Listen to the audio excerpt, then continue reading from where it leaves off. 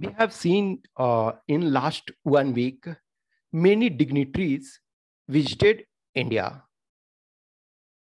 Since the crisis between Ukraine and Russia had pushed India to take side of Western countries. In fact, Russia and China also sent their personnel in India. For example, Chinese equivalent to foreign minister means Wang Yi, and Russian foreign minister visited India. Even Japanese prime minister visited recently India. India is no doubt world's largest functioning democracy. But in terms of a strategic power, military power, economic power, still it is lagging. Many countries are playing active role in stopping the war or de-escalating the tension between Russia and Ukraine. But India, being its stature as a peaceful nation, or it has played the role in different parts, either liberation of different countries from colonial power, India is not so much successful at this time. The reason is India has too much dependency on Russia for defense and other country, including Russia, for energy. In this era, every country wants more grouping, but India is not in leading position in any of the grouping. Yes, in, for example, Quad, it is one of the pillar. Out of 4 pillar, India is one of the most important pillar. But US is dominating there. At regional level, we created SARC, but due to Pakistan, it is not functioning. We have BRICS, but there is tension between India and China.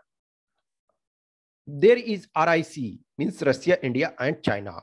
So there are much more complexity. But India is a power in South Asia. And in Bay of Bengal, it is one of the formidable power. So in this direction, due to failure of SARC, obviously SARC is not a successful. So BIMSTEC is again getting revived. Recently in Colombo, BIMSTEC summit held. And it is actually, it is also completing 25 years since it was established in 1997. So if some organization is completing 25 years, 50 years, 100 years, 150 years, 200 years, it is important. So it is completing 25 years and Prime Minister of India gave impetus to this. So its full form is Bay of Bengal Initiative for Multi-Sectoral Technical and Economic Cooperation. But initially, when it was established, for example, it was established on 6th of June 1997. Then its name was BISTEC, means EM was missing. So it was means Bangladesh, India, Sri Lanka, Thailand Economic Cooperation. But in 1997 itself, on 22nd of December 1997, Myanmar was included. So if Myanmar was included, then its full form was Bangladesh, India, Myanmar, Sri Lanka, Thailand Economic Cooperation. It was BIMSTEC itself, but full form was different. But later in 2004, February 2004, Bhutan and Nepal. However, Bhutan and Nepal both are landlocked country, and for majority of things they are dependent on India. So in February 2004, due to other regions and other prospect of this country, and also in India's own interest, we included Bhutan and Nepal. Then the BIMSTEC full form became, in present form, means Bay of Bengal Initiative for Multi-Sectoral Technical and Economic Cooperation. So this article was published in The Hindu on 31st of March means yesterday it was published. So it is said that Prime Minister Narendra Modi called for a strengthening BIMSTEC and welcomed the unveiling of the charter of the organization that connects the littoral countries of Bay of Bengal. Okay, the summit concluded in Colombo on Wednesday. Addressing the meeting virtually in Hindi, Mr. Modi said, "Today we have adopted the charter of BIMSTEC. This is an important step towards creating an institutional architecture of BIMSTEC. The charter had given the BIMSTEC a new orientation and concrete goals.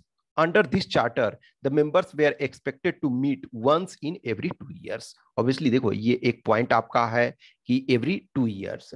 फिर उसके बाद BIMSTEC पहले बिस्टेक था, यानी कि Bangladesh, India, Sri Lanka, Thailand economic cooperation, फिर Myanmar add हुआ, फिर बाद में, यानी कि टोटल 7 मेंबर्स हैं, बांग्लादेश, इंडिया, श्रीलंका, थाईलैंड, ये 4 जो है फाउंडिंग मेंबर हैं। म्यांमार 97 में ही बाद में, यानी कि 22